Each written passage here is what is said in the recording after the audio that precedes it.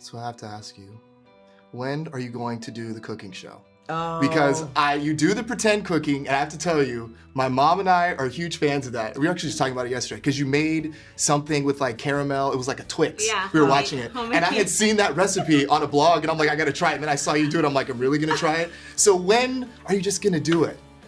That's as much as I'm gonna do is gonna be a pretend cooking show, as far as I can tell, because I think like once a month is about right. If I did it all the time, I think I would start to feel like I would start to have to perform it, and instead you're really just with me as I'm cooking or baking something.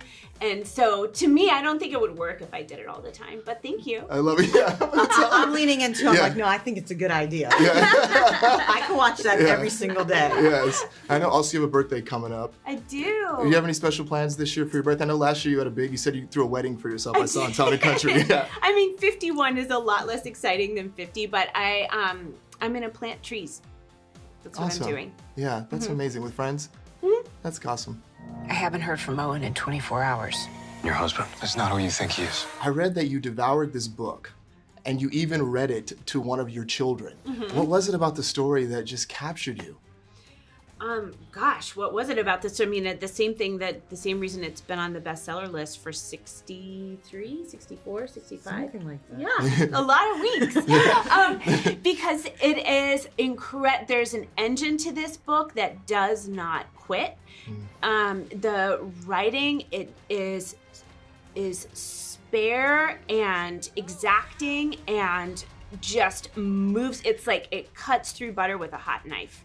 And then at the same time, there's this really human story at the center of it about a woman becoming a parent when she doesn't expect to become one, and a child who doesn't expect to have a mother suddenly growing into a world where she does have one, and opening her heart to that too. But meanwhile, their lives are in danger. So it's super, super fun. We could not stop reading. We stayed up too late, so many nights in a row. Mrs. Michaels?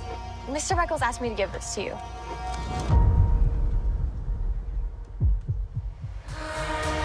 And then you're this super fan, then Julia Roberts drops out because of scheduling conflicts, and you go on a letter writing campaign. What did you say in your letters?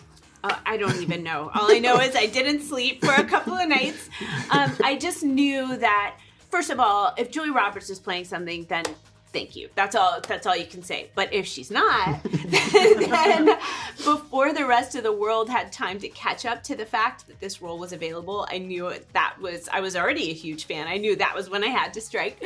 So I just went crazy and literally put my kids to bed and then brewed a pot of coffee and just stayed up all night and wrote really just how I felt. I just wrote how I felt and why this resonated with me. And it's not something I had done, certainly in recent memory, and or if ever. And I just kind of put it all out there. And luckily for me, I had an advocate in Reese. I had an advocate in Laura and Josh, or advocates in Laura and Josh, and in Lauren Neustadt, our producer. So I was very lucky to be here. I am very lucky.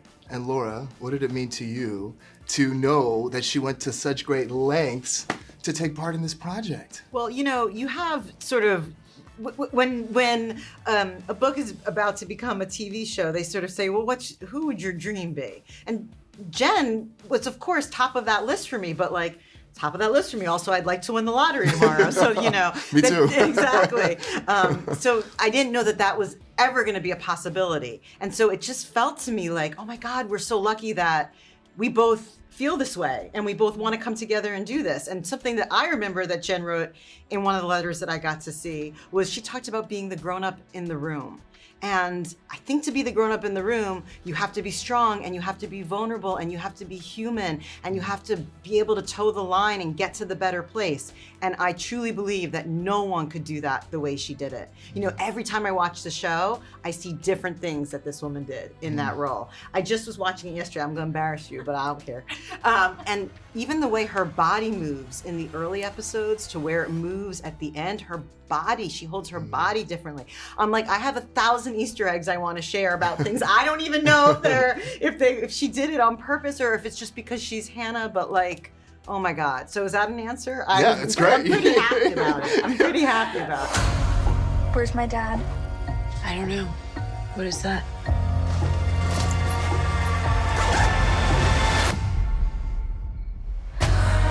And so one of the things that your character does, she turns wood, and you actually took classes. What was that experience like?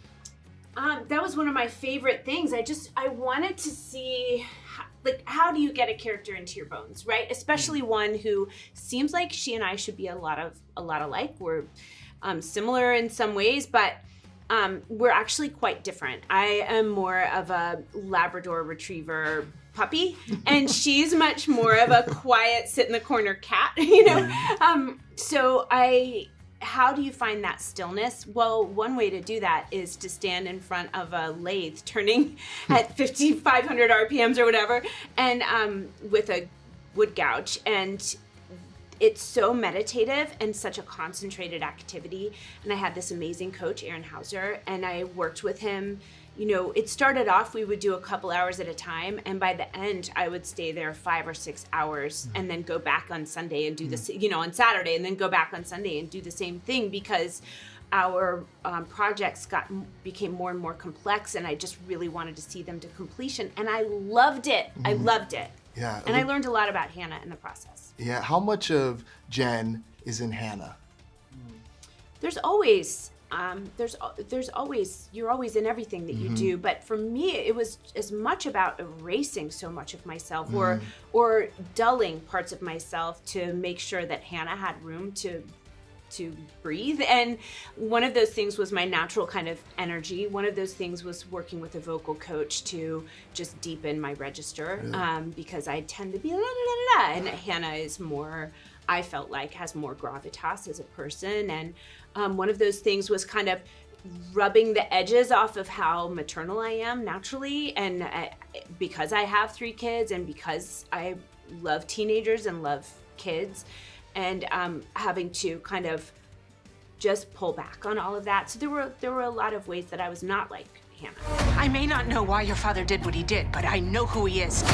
He lied to me, and then he disappeared, and I want to know the truth. I think when you watch the trailer, you think that the story is about Hannah and Owen. Yeah. But then when you watch the series, you realize, at least for me, that the love story is between Hannah and Bailey, and these 2 women falling in love with each other and discovering the dynamics of their relationship. Yeah. That was really powerful. Yeah. Well, that's funny that you say that, because when I started working on the book, I thought the love story was between Owen and Hannah too. That's what I thought was the central love story here.